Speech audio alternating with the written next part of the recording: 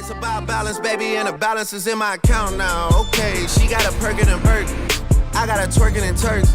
She probably let both of us hit.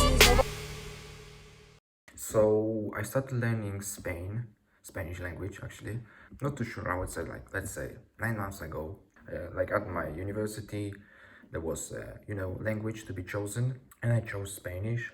There was no English. And I thought like, Spanish language is the best from the other because you can talk in so many countries abroad, especially that I started traveling more and more. So I thought like, it will be pretty sick to speak in Spanish. So but I didn't start it during the time when there were first lessons at university courses, but like after 2 or 3 months when I stopped playing video games and so on and wasting just this whole time, I started learning, and I started with this book. I watched a few videos. I would say overall, if you want to learn Spanish, it's a really good book. But for a person that never learned and didn't know anything about Spanish, at some point, like after half of the book, it's getting way too hard. If you want to do even every topic, every lesson, like for a few days, the first half is pretty easy, but the second half is not that easy. And your progress really slows down, and like the amount of knowledge you need to gain, it's still a lot. It shows you that actually Spanish is not that hard in terms of being able to talk with others, but as a book, to then get back a few times, which I'm currently doing because I finished it like a few months ago, and I thought, okay, I know everything, but it was like, of course not. I forget, I don't know, maybe half of that stuff. But okay, that was the first book I bought and I was learning. The second thing was I was doing daily with that book is this, which I showed you in the past video, the 3-minute language Spanish lesson. It's on YouTube, it's for free.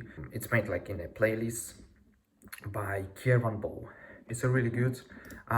It's way more basic, but it gives you a bit of time to actually talk and translate stuff that you already know. So it's a really good way of learn. It's like you're trying not to forget pretty simple sentences, but also it gives you this whole perspective how to make sentences, not just but reading a book and like actually hearing someone speaking in Spanish, which for the beginners is a really good because he speaks really slow and like really basic stuff.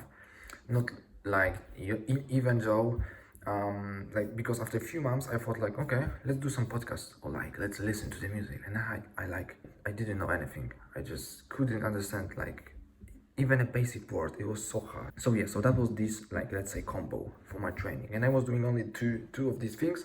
Sometimes from time to time, like let's say 1 time per week, I was doing some exercise from my book from my university. This one is like pretty classical type book for school.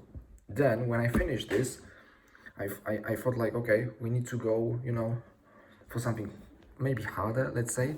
So I bought this thing. I bought 2 books. The second one I will not show you because I didn't even start it yet, so it's like so this one, it's called the Nonsense Spanish Workbook. It's still pretty basic, but its approach is a bit different than this book, but it's still pretty good, I would say. Overall, maybe in some ways it's even better, especially for me. For example, the thing which is indirect, direct, and reflexive pronouns was probably, it is still the hardest thing to me from the grammar. So it's in this way, I would say it's a pretty good thing. Yeah, I'm already in the half. I started it, I think, like more than a month ago. So yeah, and with this, I bought 2 books like these. I would say they are a bit too expensive because you are reading them pretty fast. So here, as you can see, they are just short stories. But when I started reading them, they were still, even though they are for beginners, they were still a bit too hard for me, too tough. By the time I started, learning a bit more and more, they are getting way easier. And I would say the final thing, probably the most important, like after 1 month, I am seeing like a huge progress. Not gonna lie, it's listening Spanish. It doesn't matter what type of, and I would say it even doesn't matter that you will understand everything, just few words, just starting to live in the environment that you actually hear a lot of Spanish. So I started listening to some podcasts. I will list them, few of them. Some of them were way too hard, way too tough for me at the beginning, like 2 or 3 months ago, when I thought like, okay, I know everything, but I didn't. And currently they are, my best podcasts that I listen. So yeah, I will show you them and what they are about. But it's like at this point you are like, for example, from time to time I'm like listening interviews with, for example, football players. It's like it doesn't matter what are you listening to. So yeah, that's it. Pretty long section. So what I wanted also to add, all of these videos I will try to actually, as they go, to post them weekly. They will not be like the same, strict format of a film, of a videos. There will be, sometimes I will talk about some stuff. For example, today was Spanish. Sometimes we'll do more about probably like, doing some workouts, I don't know, diet, whatever. And sometimes just few clips, maybe way shorter videos, like 3 to 5 minutes, we will see. So yeah, see ya in the, I guess, not next video, but next clip of this week, because this is actually the second week of the weekly vlogs series. I actually still, at this time, when I'm recording this video, still didn't post it the first week, but probably should be out today. Okay, see ya.